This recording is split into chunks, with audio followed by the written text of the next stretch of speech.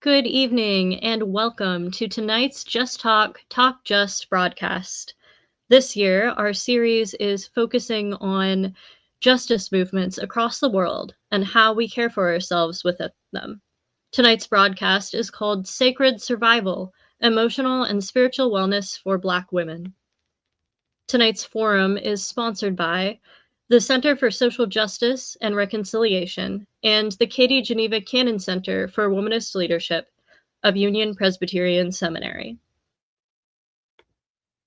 Our moderator tonight is Reverend Dr. Lakeisha Lockhart, the Interim Director of the Katie Geneva Cannon Center for Womanist Leadership and Associate Professor of Christian Education at Union Presbyterian Seminary. Dr. Lockhart, the floor is yours. Wonderful. Thank you so much, Sam. Thank you for that introduction. Hello, and good evening. Welcome. I am so excited because tonight we are engaging a very timely and important conversation around sacred survival, emotional and spiritual wellness for Black women. And we have three powerhouses that I am so excited to talk to tonight. I'm going to say their names now, but I'm going to give you a little bit more. So just hang on. So we have doctors, JessicaYoung Brown, Dr. Chanequa Walker-Barnes, and Reverend Dr. Jessica Chapman Lape for an empowering conversation around nurturing wholeness in the lives of Black women. And so I'm excited to jump in. So let me introduce these panelists just a little bit more.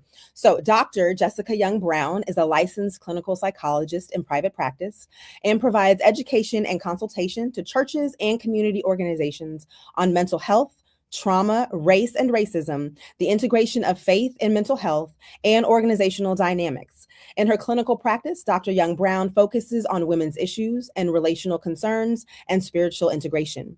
She has a focus on training mental health professionals and agencies on the impact of racism and race-related trauma, as well as shifting organizational dynamics and agency policies to support a more inclusive culture.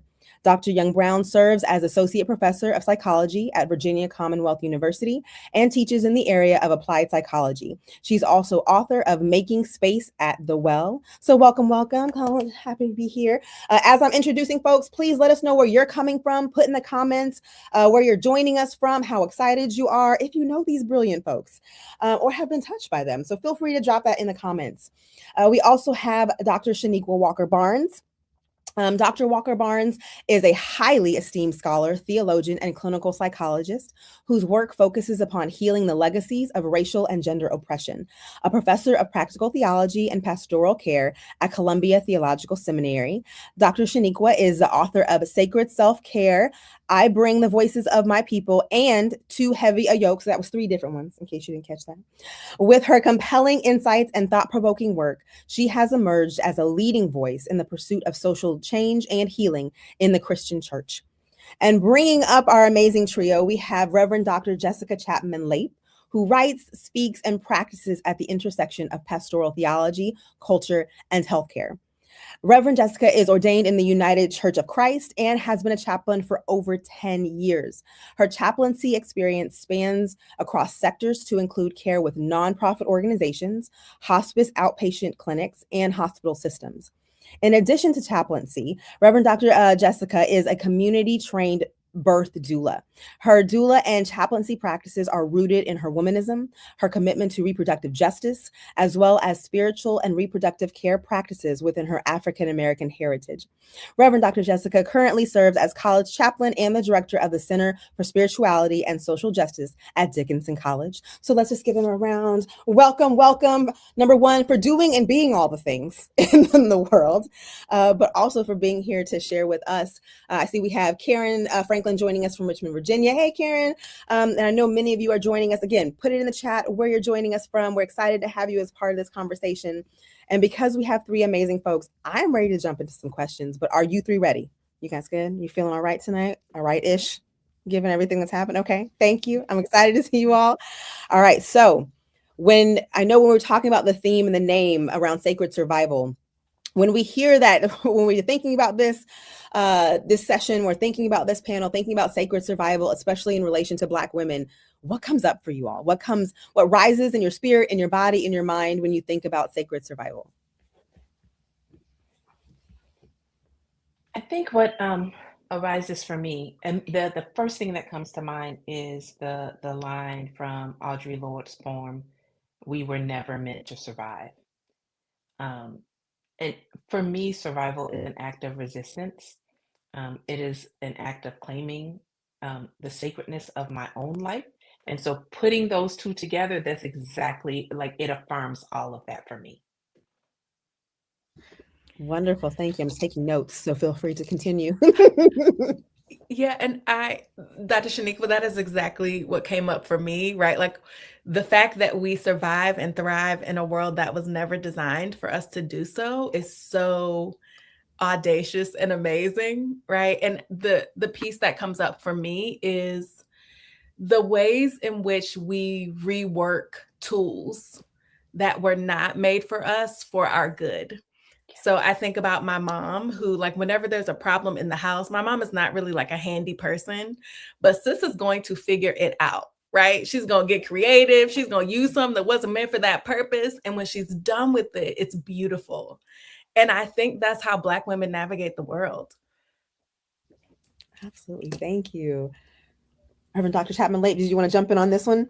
Yeah, for me, what comes up when I think of sacred survival is Alice Walker's definition of womanism and that particular point where she notes that love herself regardless. And I think to note Dr. Jessica's comment about being in systems that are not meant for our survival, being in a world that is bent on uh, causing us harm. I think loving ourselves regardless of all that, lends itself to the way that we survive and thrive and flourish in our world and our societies. Oh, so good. And the sacredness of that, of surviving and thriving in a world that does not want to succeed, right? Pushing back. I love that. And that all three, that spoke to all three of you. So I'm so glad. And I just want you to know several folks have been good evening. We have Constance joining us from Monroe, North Carolina. We have nice Seal. I don't know if I'm saying that right, but Riverside, California. We have Sandra Scott. We have Alda White. Hello from Fredericksburg. Candace Richardson, Michelle Scott. Hello, hello. Thank you all for joining us. So I want to dive a little into kind of historical realities for a minute, because we know this is often where we start with when we're thinking about kind of where we're at right now as we think about so much of the histories that are still a part of this. So how have histories of enslavement and medical exploitation and church misogynoir shaped the ways that Black women relate to our own bodies and emotions today?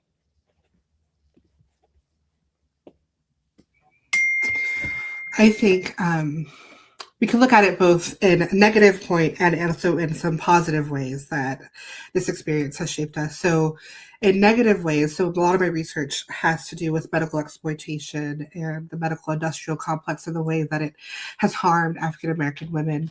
And I think ways that medical exploitation has shaped how we relate to our own bodies is fear of using the healthcare system, avoidance of the healthcare system. So that also could look like pushing off our needs until the very last minute. Could look like self-medicating and self-harm in that way. So finding those kind of negative ways to treat ourselves when we are avoiding a healthcare system that has caused us such harm in the past, historically, culturally, and individually. But on the flip side of that, I want to think about how finding those alternatives can also be a positive way. So finding resources that are also holistic and communal and alternatives to Western healthcare specifically, that has such a strong narrative in causing harm. So how we treat our bodies now with Black Indigenous medicines, how we treat our bodies with love and comfort and care, I think stems out of a response to how medical exploitation and other forms of injustice and misogyny shaped um, our own relationship to our body. It's a form of resistance in that way. So how we're treating ourselves positively resists the ways that those systems have tried to cause us harm in the past. Thank you. Dr. Walker-Barnes, did you want to jump into this one as well? Yeah, you must have been reading my face or something.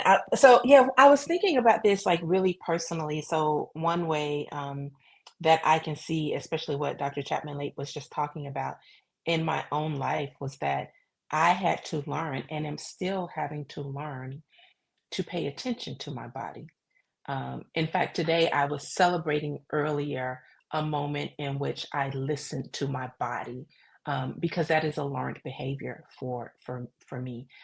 Enslavement taught us to suppress what we were going through. We didn't have our ancestors did not have the opportunity to pay attention to what their bodies needed as they needed it. Like, many of us have heard the stories of enslaved women giving birth and then being forced back into work very shortly after giving birth. There's no room for paying attention to your body, and the medical community still does that, right?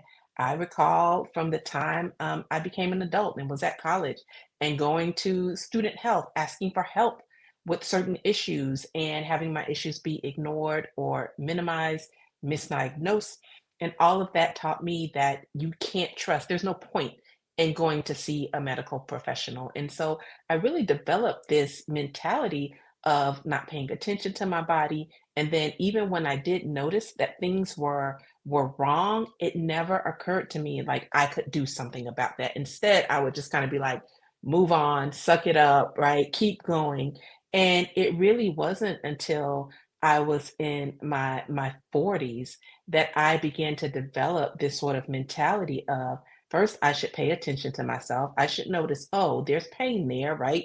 And then that I should get help and I should expect that help to be effective, right? I should be able to go to a physician and say, this is what I'm experiencing, and have them take that seriously and have them address that. And then if they didn't do that, then I needed to find another physician, right? But it really took me over 4 decades to get to that point. And it's because of these histories that we have, including churches that often teach Black girls that something's wrong with our bodies, that our bodies are sources of temptation, they're sources of sin, and so that they need to be repressed. And part of that repression is, again, us not taking our bodies seriously.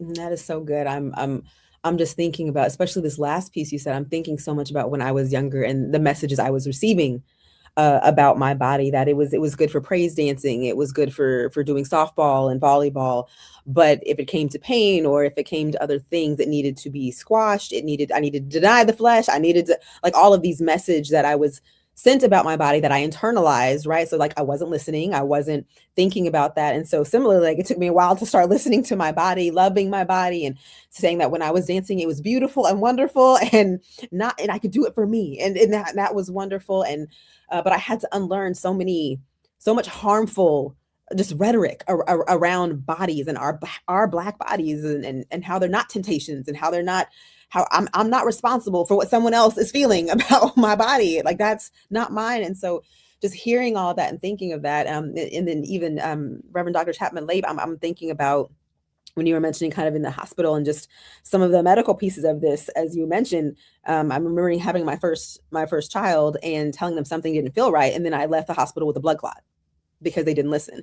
And just thinking about how often, even when we do feel it, like when medical professionals don't listen, or the history of, well, you're strong, you're a strong Black woman, you'll be fine. And so I'm thinking about, this really leads me into this next question. And maybe Dr. Young Brown, if you want to jump in a little bit here to get us started on this question, is that so often we hear the trope, strong Black woman, superwoman, this is who we are, this is what you do.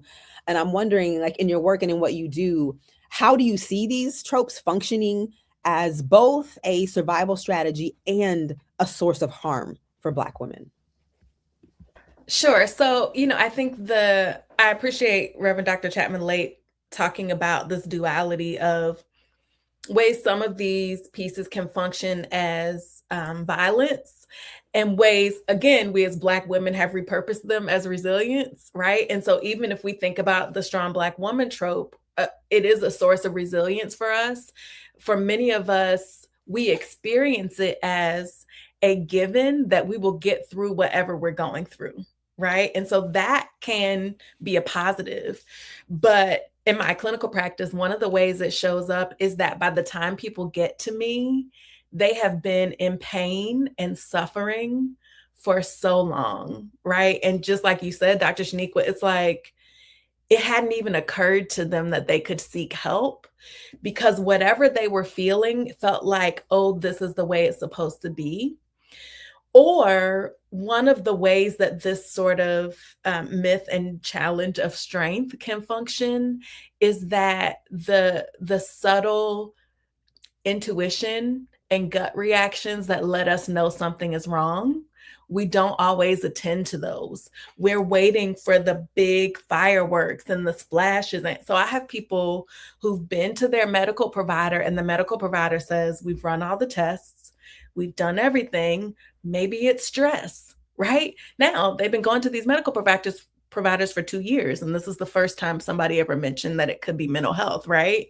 Another way it looks is taking on responsibilities that are not ours to take, both in our relational encounters and at work. You know, we end up accidentally the one at work who knows all the things, who's helping all the people, right? And so the challenge of that can be when it's time for us to stop, to slow down, to pay attention to our bodies. Sometimes we've packed our lives so tightly that it can be hard to find the space to do that.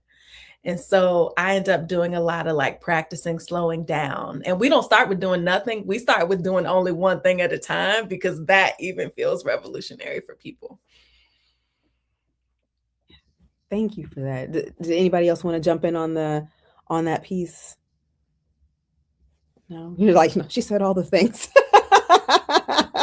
And I'm just like, yeah, because we do all the things. And I'm over here, I'm thinking, yeah, just doing too much, taking on too much. And really being like, no, I can say no to things that I've reached capacity, and it's okay. And Dr. Walker-Barnes, I remember, I don't know if it was this past year, but AAR, because I remember on social media, you made a post around how you weren't going, how you were going to try to go, and you're like, I was going to try, and you're like, no. You were like, I'm not going because I'm tired and I'm going to go rest. And I think you said you went to a spa, so I don't remember all the exact things, but I remember thinking, that's right. Like, yes, I love AAR. I mean, I know many of you on this, yes, AAR is wonderful, great, fabulous, and also we can rest too.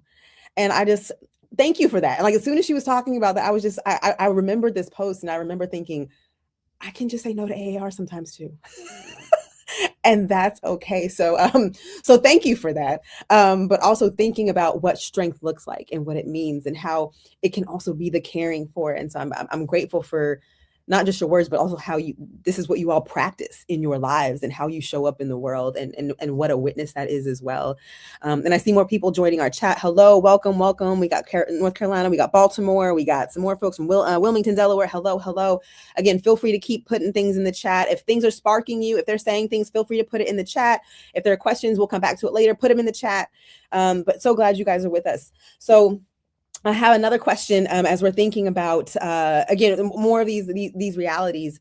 And again, you've already named some of these isms, right? So as we think about these isms of racism, sexism, classism, ableism, right? And all these other intersectional oppressions that show up in the therapy room, in the clinic, in the hospital, in the sanctuary, in these various places, I'm wondering, what do you wish pastors and clinicians better understood about how that shows up in these spaces with these intersecting oppressions?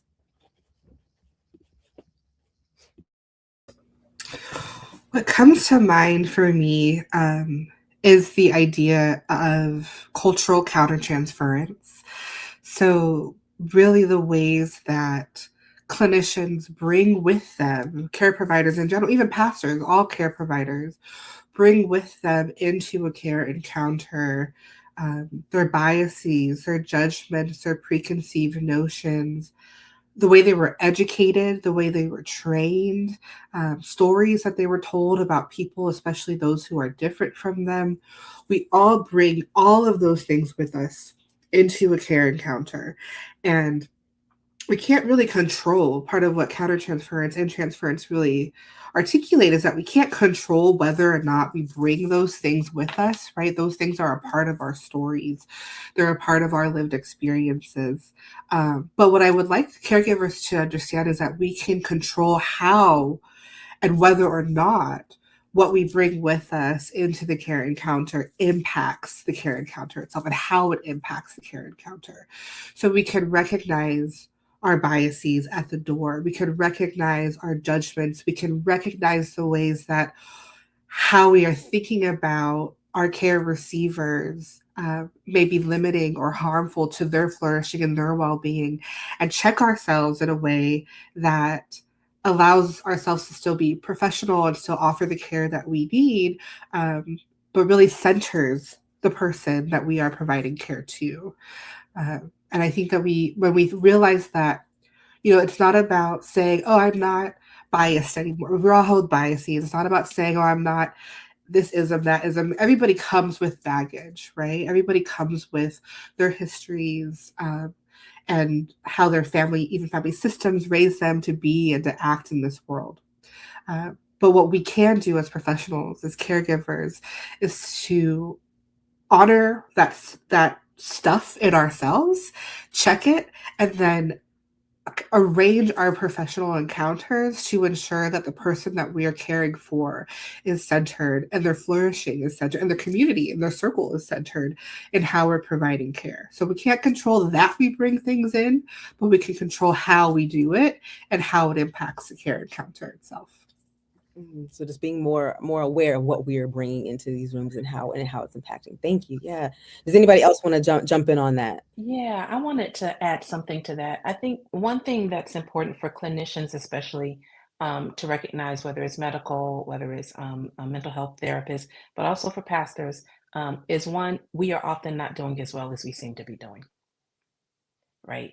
We tend to, as Black women, especially those of us who are struggling under the trope of the strong Black woman, we often will overestimate our functioning and we will underestimate our suffering.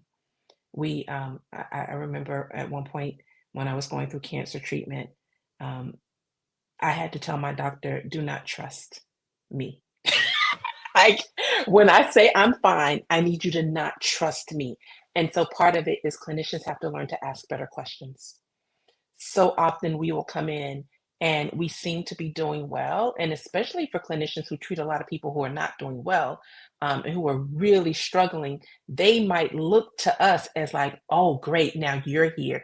You're going to make me feel better about myself, right? So you need to ask better questions. You need to recognize that we are not necessarily good reporters of how we're doing. You're going to have to pull it out of us a bit. You're going to have to get real detailed about, like, what does that pain feel like? What does it prevent you from doing? How are you addressing it, right?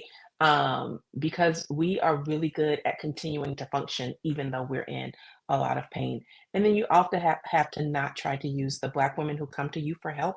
Don't look to us to be your help. I've heard from so many people, particularly coming out of therapy, that at some point the Black woman who's the therapy client felt like they ended up having to treat their therapist. And this is particularly the case when their therapists are not other people of color, specifically other Black people who kind of understand the burden of strength that is often placed on Black women. Yeah, like one thing I'm thinking about that for me kind of ties what the two of you have said is that often as Black women, we sort of implicitly carry the ways we are fighting against these isms, right? So I'm not necessarily walking around saying, I, as a Black woman in higher education, am dealing with racism. I'm dealing with misogynoir, right? I'm not always like naming those things in a certain way, but I'm still carrying them and responding to them, right? There's some interesting writing that's come out about imposter syndrome, that imposter syndrome for many people isn't really about our lack of belief in ourselves, but it's actually about the ways that we're sort of preemptively responding to the criticism and the isms that we're going to encounter when we're in certain spaces, right? And so to that end, I think as clinicians, we need to name the things that go unnamed, right? And so I spend a lot of time in my practice saying, hey, we as Black women can show up in these spaces, in these ways, carrying these burdens because they've been handed to us in this unjust society, right? And so I think a big function of our healing work as Black women is truth telling. Okay, so if we can stay there for a moment. So I'm over here, I'm like literally taking vicious notes in the most beautiful way. So I'm thinking about this. Also, I see you all in the chat. Thank you. Good to see you. No, as a sacred word, yes. We're quoting Dr. Walker-Barnes. Yes, yes. Continue to do this because they're spouting gems. This is good for everyone. So as we're thinking about the truth telling, right? Telling the truth, and we're thinking about how even when we say we're fine, we're not really fine. So I'm wondering if we're gonna think about this, what are some ways that Black women's bodies, our bodies, tell the truth about our emotional and spiritual distress, even when our words are saying, I'm fine? Because often our bodies are telling the truth, even when no one else is listening or paying attention. So what are some of those ways that you all have noticed that our bodies are telling the truth, even when our words are saying the opposite?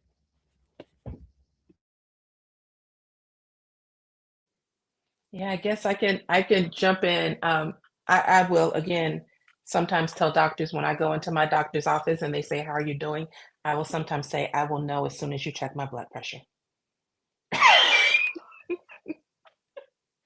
Because I am very good at hiding my anxiety and my stress from myself. It's not up here in my head, right? It's in my body. It's in pain and chronic pain. It's in fatigue. It's in blood pressure. It's in sleep disruption. It's in all these other ways. It's in GI upset. Like these are all the different ways that we often will experience distress, not mentally, instead, because for many of us, we come from this culture that stigmatizes weakness, and so we suppress the weakness, but you can't hide from your body, right? And the body knows, and so then the body begins to tell the stories that we're not willing to tell, which is the body begins to say, no, we're stressed. No, we're having a hard time right now, right? We're gaining and losing weight without rationale, right? We're not trying to on either end, but it's happening. Our sleep, our metabolism is disrupted. We're not functioning. I'm taking days off work because I'm so tired, or I'm in so much pain. I'm getting sick all the time. Right? These are ways that our bodies can begin to tell us that we are struggling more than we want to admit. What I'll add to that is there's a study that came out a couple of years ago indicating that one of the reasons that Black women are at greater risk for autoimmune diseases is because of suppressed emotions, right?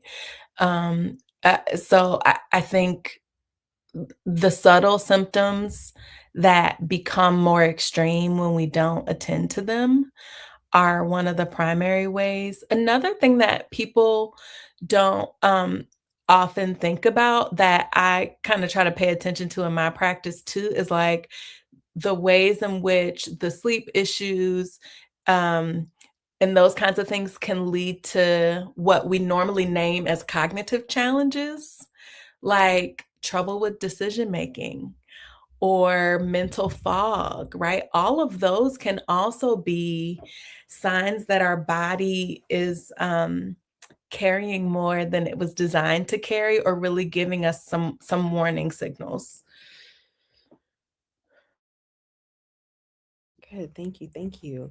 All right. So as we're thinking about our bodies and how our bodies are sending us signals that we're not always listening to, and maybe should be listening to more, I'm wondering what helps Black women move from, I don't know if we want to say being at war or maybe just being at odds with what our body is feeling, to actually listening and honoring it as sacred, right? As to actually saying, hey, there is pain. How do I honor this and say, hey, slow down? Like what might help us make that move like physiologically, like with our bodies? Like how might we make that connection?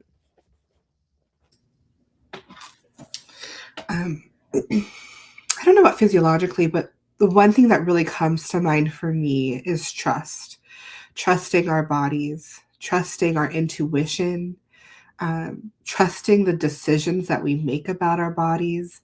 Because even for me, I'm like, XYZ feels off. I'm going to make a doctor's appointment. And then by the time that it rolls around, I'm like, oh, I'm feeling a little bit better. I don't need to go to that appointment anymore, you know. But no, I made that appointment for a reason. I made the decision to get checked out for this particular issue for a reason, and I need to follow up with that.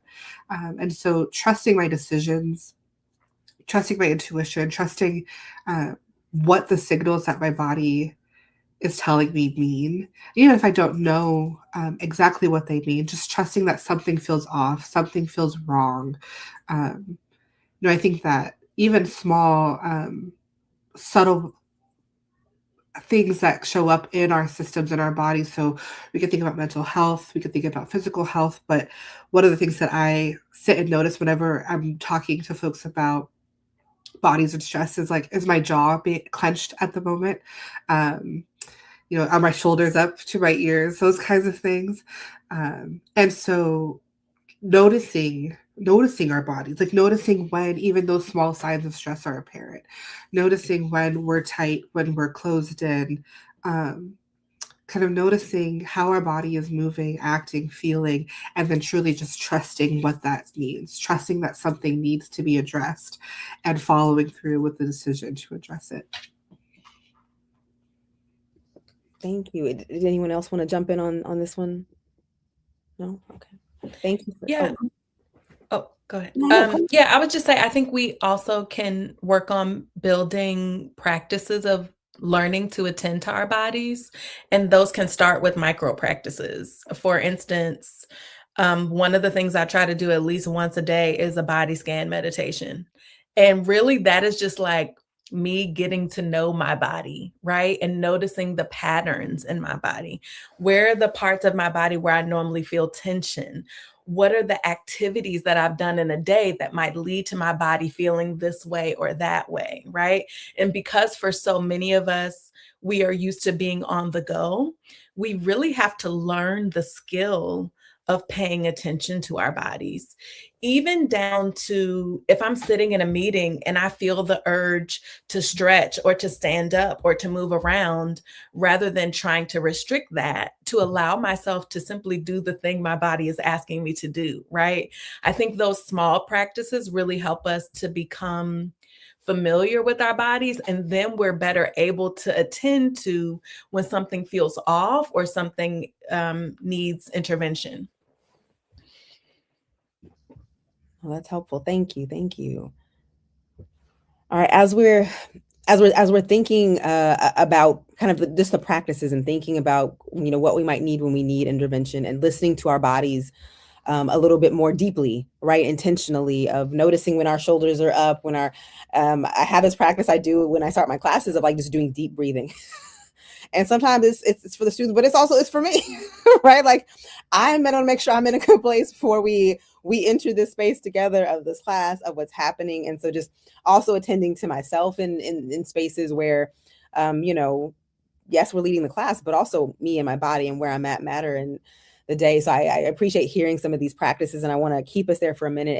And as we get into some of these other questions, I want to invite folks. In a couple of minutes, we're going to move to your questions. So feel free to start putting those in the chat if things are sparking you, or if you just have questions you want to ask these three brilliant, amazingly qualified people that, I don't have some of these letters behind my name, so feel free to ask them while we have them here. So put those questions in the chat now so we can get to them.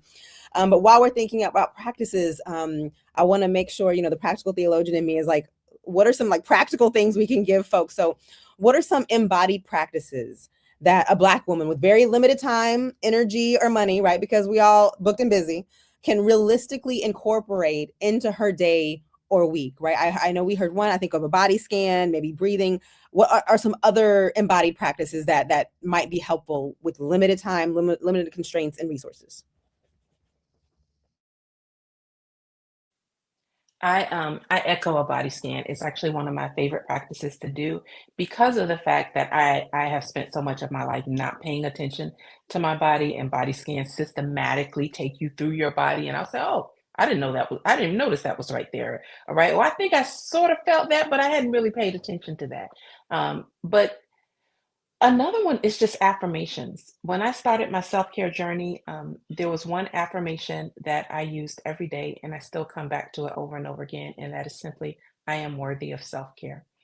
And I would say that to myself through, I would actually sit and say it at the beginning of the day, and I would remind myself of it throughout the day as I would say, for example, tempted to skip lunch or not drink because, I got to go to a meeting. I don't want to have to go to the bathroom or all these other things. And so it's one of the things that I keep coming back to again and again.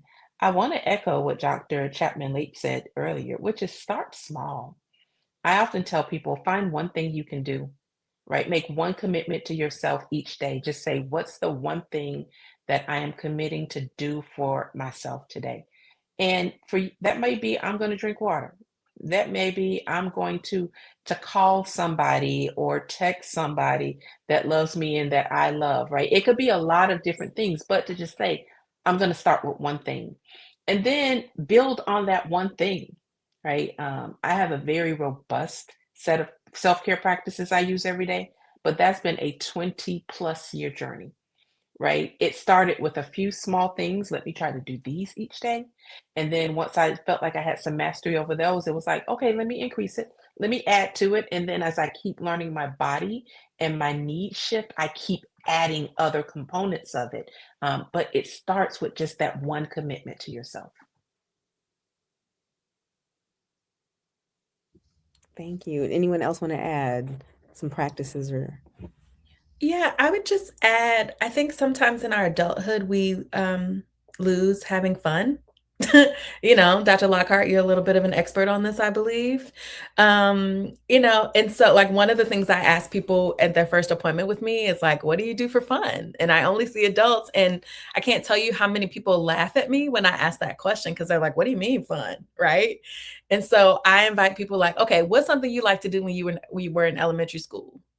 What if you did it now, right? We know that play and joy practices are also nervous system regulation.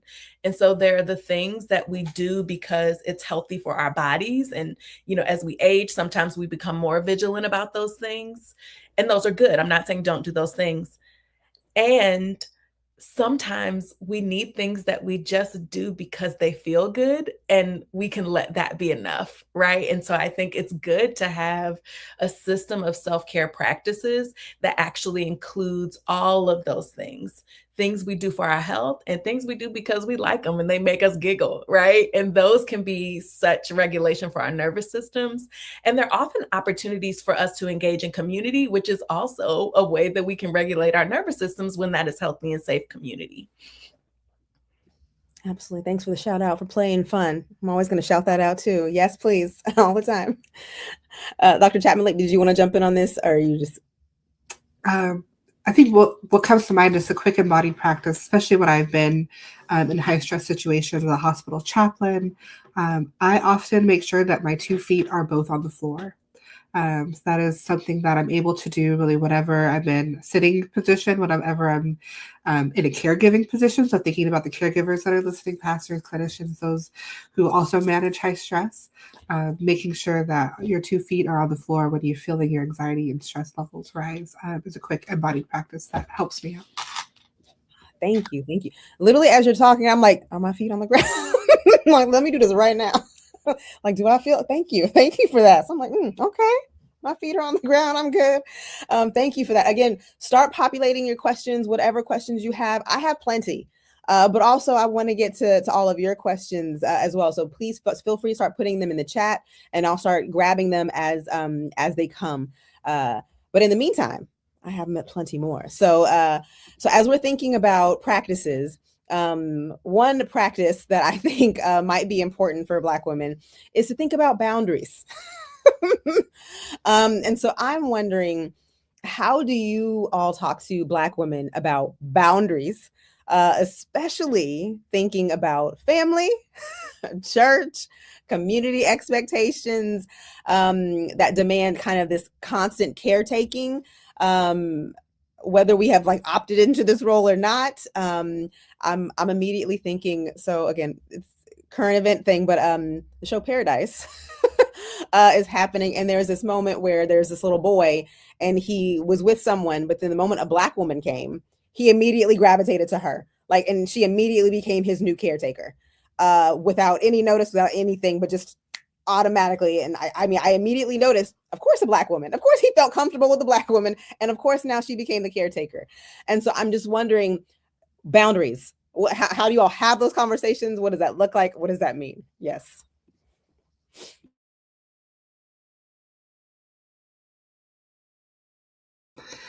What I have told Black women, caretakers is just because someone puts it down does not mean it's yours to pick up. And that could be, so thinking like in the family setting, that could be as small as like my kid's leaving his socks. So just because he puts it down does not mean it's mine to pick up. But that could also look like roles, positions, tasks at church, right? Just because someone puts it down, gives it up, relinquishes that, does not mean that, oh, there's a task to be done, I have to go pick it up myself. That's not what that means. And so sometimes things can be left on the floor. Sometimes things can be left untouched. And it's not always our responsibility to clean up the mess that someone else leaves. And so I think that what I've shared with folks. Yeah. Thank you for that. I'm going to rub that one in a little bit. Hold on to that one. Thank you. I also just want to name, we got some folks in the chat. I am worthy. They're going to adopt your mantra, Dr. Walker-Barnes. I am worthy of self-care. So thank you for that. But yes, as we're thinking about, just because someone puts it down, we do not have to pick it up. We don't have to, friends. We don't have to do it. Just let it stay there. Let that sock stay there. I feel that as a parent, when you said, when they dropped their sock, I felt that deeply. I was like, I don't have to pick it up. Either other two of you want to throw anything else in here? The piece I would add is, so I remember my therapist telling me one time that I could give myself permission to let people down. And I was like, oh, wait a minute. I am Dr. JessicaYoung Brown. I don't let people down, But like a part of what she was asking me to do was actually to interrogate the why. And so I think for so many of us, that picking the sock up, Dr. Chapman Lape, that, saying yes is reflexive. And the piece we might want to begin to implement is giving ourselves some space to actually decide. Because if we can ask ourselves, do I have this to offer? Is it something that I want to do? Do I have the time and resources to do it well, right? If we can slow that process down a little bit, then we can kind of mine some of that internal wisdom to help us really make a decision about saying yes or no, rather than doing that from a kind of reflexive place. Thank you for that. Slowing down. Dr. Walker-Barnes, I see you. Go ahead. Yes. Yeah. Related to that, I was thinking, related to that. One of the things that was important for me as a pleaser, as an overachiever, as one who's quick to say yes, is I had to learn, before I was comfortable saying no, I had to learn to put a pause in my decision making. So exactly as Dr. Chapman Lape is talking about. So if somebody asked me to do something, I would say, let me think about that and get back to you. Because I knew that under pressure, right? They weren't even intending to apply pressure always, but I felt the pressure of being kind of the good girl who would make other people happy and to say yes. And so I learned to hold off on saying yes. And then the other thing I did was I practiced ways of saying no, right? And I literally practiced them and I wrote things down. No, no, I'm not going to be able to do that. I'm sorry, but I have another commitment. I have some other projects on my plate right now that are demanding my time, and I'm not going to be able to give this the time that it really needs, right? And I gradually got to the point, well, now I say no without apology, right? Without explanation. No, sorry, can't do it, right? But in the beginning, it was let me practice ways of saying no that feel comfortable for me. One of the things we have to do with boundaries is we have to realize that you have to set them repeatedly, and then you have to manage your anxiety around it. And so part of it is not just the act of saying no, it is when they come back or when I feel tempted to violate my own boundaries, it is questioning, why am I feeling the need to do this? Again, all those questions Dr. Chapman Lape just asked, but then to say, all right, I might let some people down. how am I going to deal with my distress over letting people down? And then I have to go manage that so that I don't end up violating my boundaries. Thank you. As we all practice some more boundaries, there's a game that I do when I'm facilitating, and it involves like a puzzle. And I have them do pieces, and the goal is usually that they don't get to finish the puzzle, right? Like I make sure like it happens in such a way that they don't get to finish it. And one of the first things I say is, not every puzzle is yours to complete. And like the space of like being like, oh, but I started it, but it might not be yours to finish. And like the beauty of like slowing down, of realizing that, and like even in just the game, like the amount of people that are like, but I just need to put that last piece. I just need to, and it's like, no, just sit with that. just sit with it. But how difficult it is, even for a game. So if it's difficult to do it just for the game, like in life, how are we going to practice that, right? But I love the thinking about how we can practice it, thinking about like actually writing it down, practicing ways that we can say no, practicing ways that we can do this, thinking about how this is not ours, thinking about, okay, I might let some people down and I can deal with that. Like what might that mean and what might that look like? So I appreciate hearing so much of that. Thank you for that. So as we're thinking about boundaries, where so much of our boundaries come from is because we're often over functioning in lots of ways. And so I'm wondering, for women who have, especially Black women who've been, I think, socialized to overfunction, what are some first signs that we're approaching burnout? And what are some of the small course corrections that we can make, right? You guys are giving us some really beautiful practical ways that we can do things. So I'm wondering, when we get to that overfunctioning space and we're approaching this burnout, which will come when we continue to overfunction because it's not sustainable, what are some of the small course corrections that we can make along the way?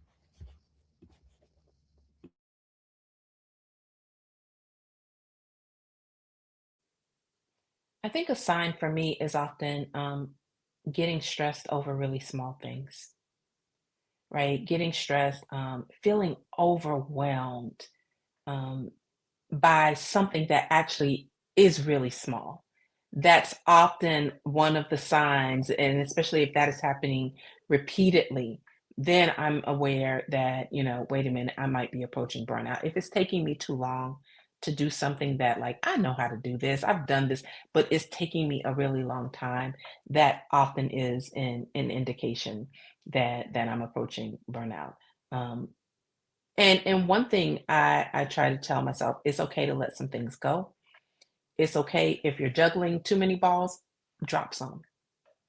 And often, particularly, choose what you drop before your body chooses for you, right? Because something's going to get dropped. So sometimes I just tell myself, I'm going to choose what I drop. So maybe it's that I'm actually not going to give that my 100%. I routinely tell students that everything doesn't actually deserve your 100%. If you're a perfectionist, it's really hard to hear that. But actually, let me drop back my level, because some of that feeling of burnout may be that I am over functioning with respect to what I'm doing. That there are ways it can get done, and it doesn't actually have to be A level. Like a C could work. It'll get the job done. And so sometimes it's a matter of saying, what can I do to pull back on the effort? If I can't let this go completely, can I at least lower the amount of effort that I put into it? Oh, that's good. Thank you. And I see some stuff happening in the chat, but do the two Dr. Jessicas. So do either of you want to jump in here? Yeah, so I could add a little bit to that. One thing I would add is think about opportunities to ask for help or support. We are so used to functioning alone and carrying things all on our own.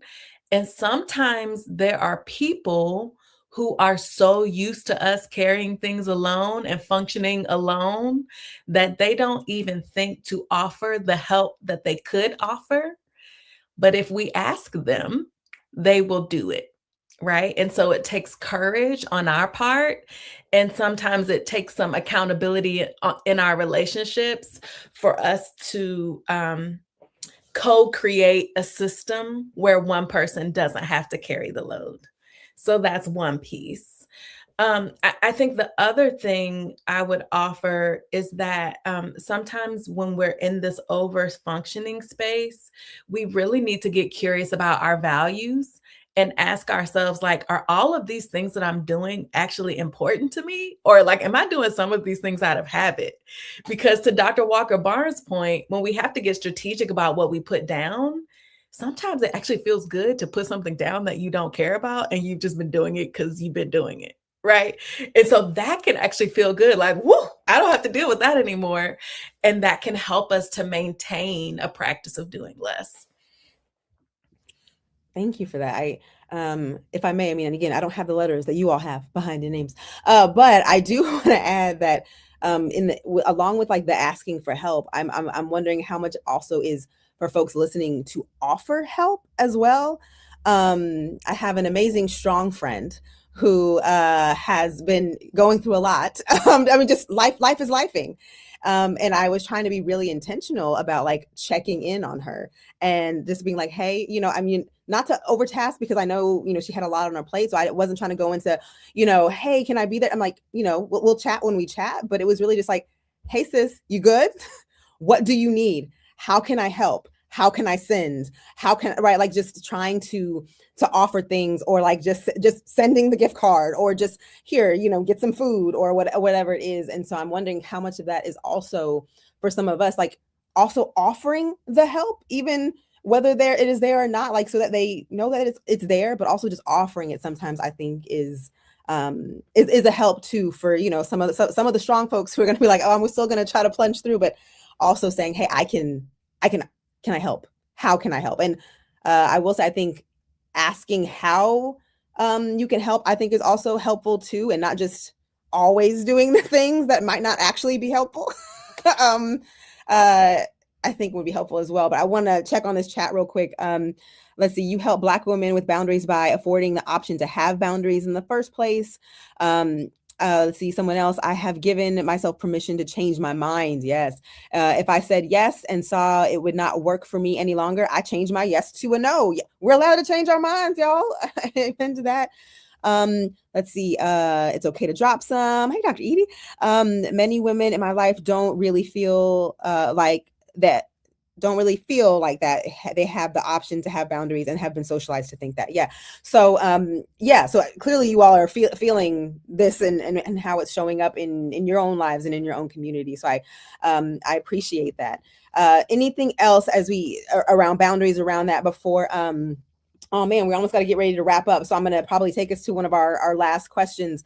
If either of you have anybody have anything else to add as we're, just boundaries, support, just all of those things. Anything else we want to add in that section? I'll just add, I don't think I said this, but every yes you say to someone else is usually a no to you.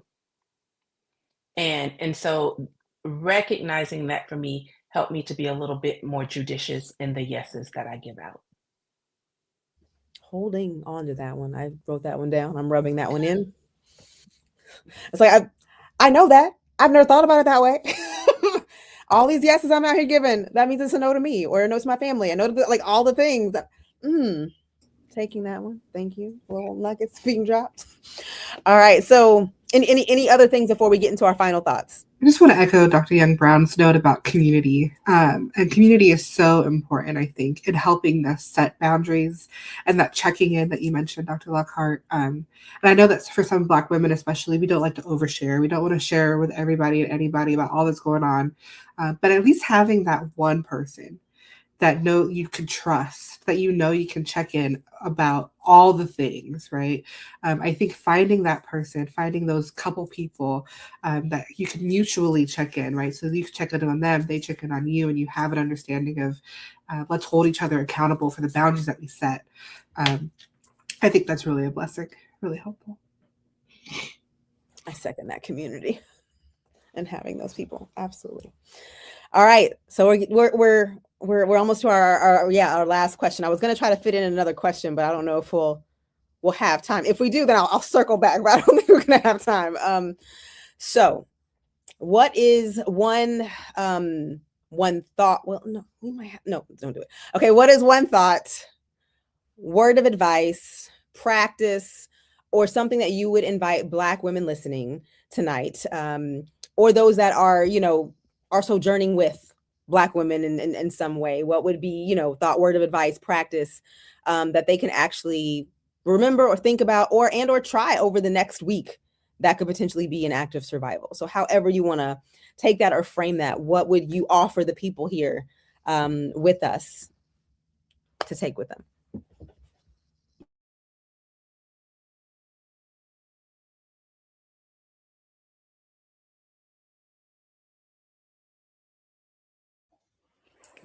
So, my one practice would be to practice slowing down.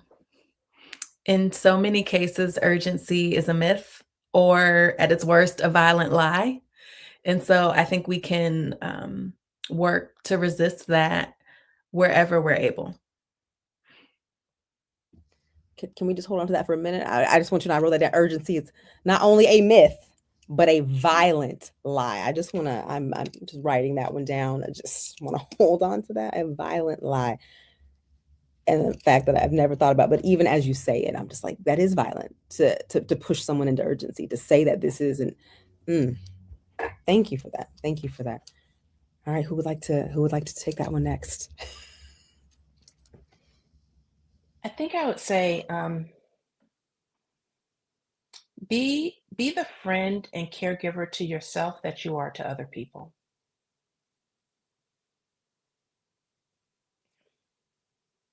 And recognize when you start to care for yourself and start to really prioritize yourself, you will get some pushback, right?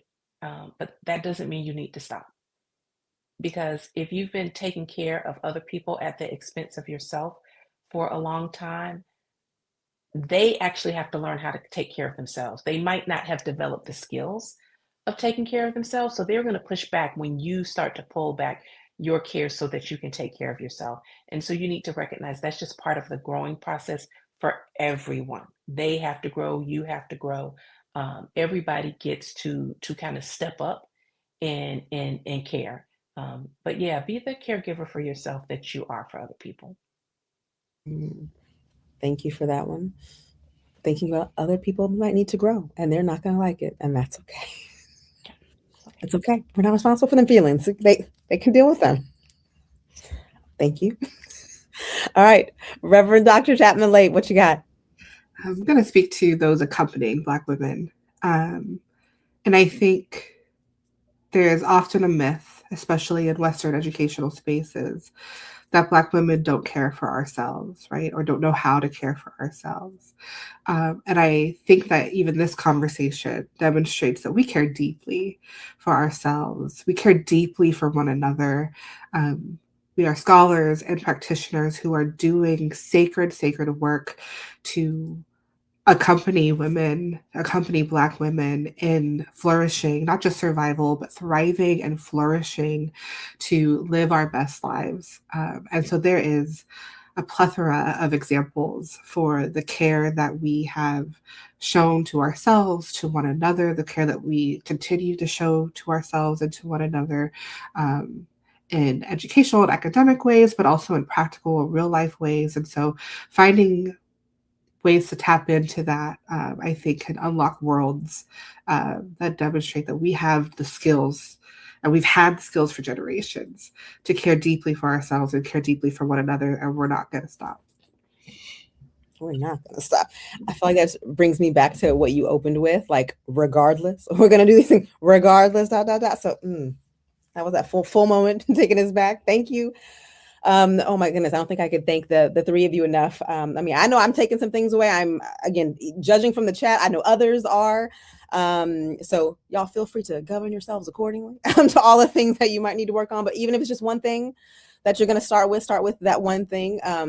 Thank you all so much for sharing of your time, of your energy, of your brilliance, of your own practices with us here today. I am beyond grateful. Dr. JessicaYoung Brown, Reverend Dr. Jessica Chapman Lape, Dr. Chanequa Walker-Barnes, grateful for all of you and your time. Thank you. Don't forget, y'all, somebody spoke about books. So you want to know more, trust me, It's in there. They got some good texts. I'll be using them in my class. So feel free, go get them, grab them. They are wonderful and brilliant. And I'm just grateful to know amazing and brilliant Black women that are out here thinking about this. So thank you all for joining us. Hopefully everyone has an amazing night, and just remember to tend to yourself, your wellness, all of these things, and check on your strong Black friend, because she needs to be checked on too. So thank you all. Take good care. Survival is sacred, and you are worthy and deserving of care, as we have learned here. You can drop those things. You can let people be mad, and it is okay. We thank you. Have an amazing night. Thanking these wonderful folks here. Again, you'll see a lot of gratitude in the chat. Thank you all. Have an amazing night.